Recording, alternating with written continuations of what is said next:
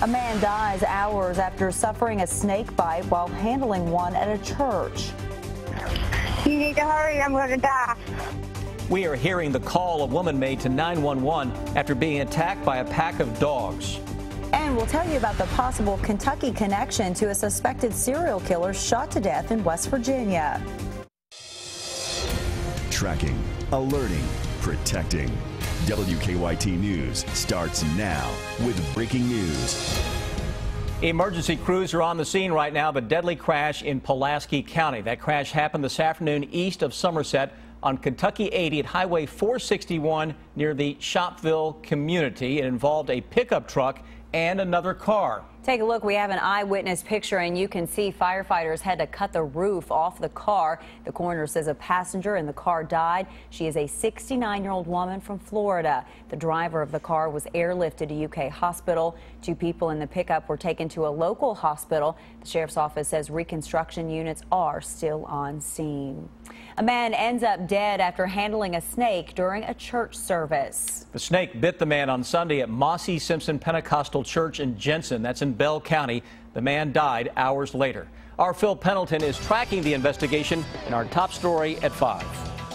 And the victim is 60-year-old John David Brock. He died after the snake bite incident at a church several miles from here in the community of Jensen. Now, Brock refused medical treatment and died at his brother's house, where the coroner pronounced him dead. He lived in Stony Fork, which is about 5 miles from the church where the service took place Sunday. People at the local country store say that it is common for more than 100 people to attend the small church.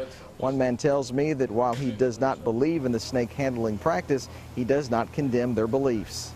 And I have no doubt that people who do this believe that it's what the Lord wants them to do, and it's a way to express their faith.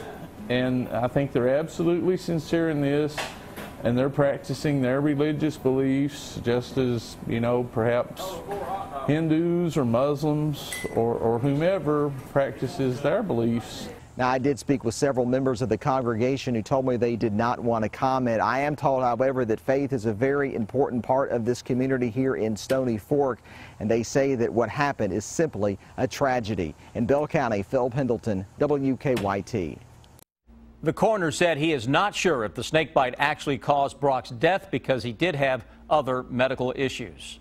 Today, for the first time, we are hearing the call a woman made to 911 in the moments after she was attacked by a pack of dogs. Loretta Stevens suffered serious injuries in the attack outside her Lincoln County home yesterday morning.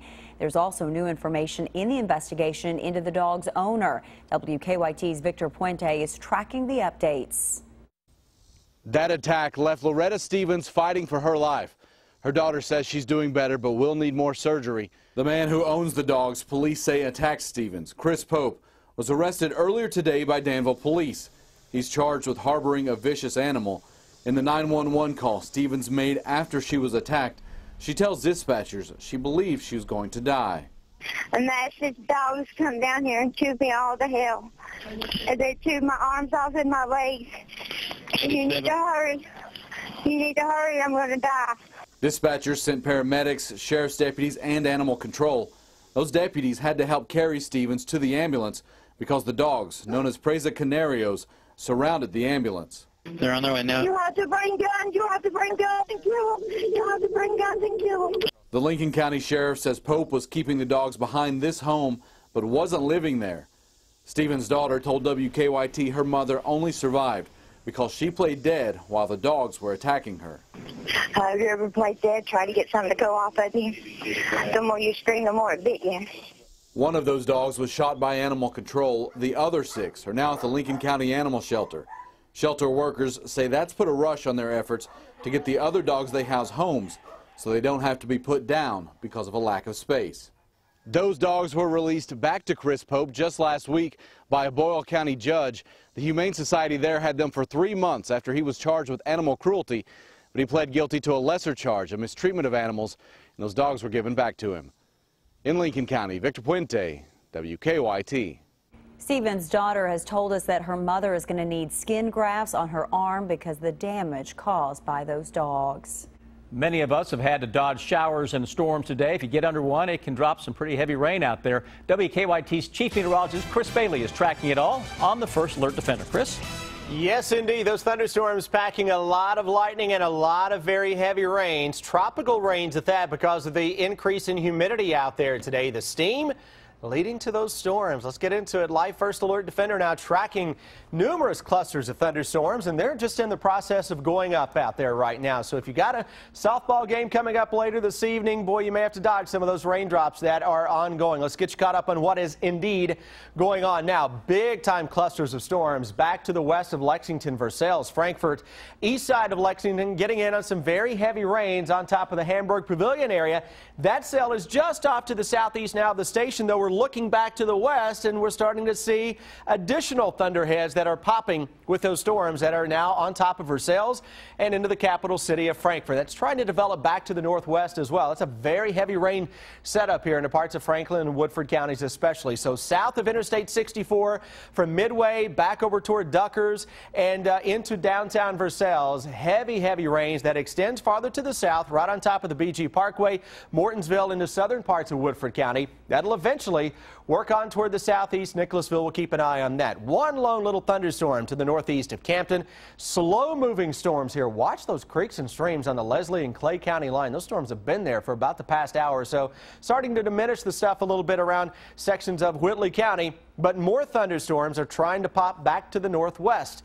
That's ahead of a cold front that will continue to throw some more strong storms at us before we do get some cooler changes ahead, as August looks to start out on a much better note. Guys, we'll track it all. A busy 7-day forecast in a few minutes.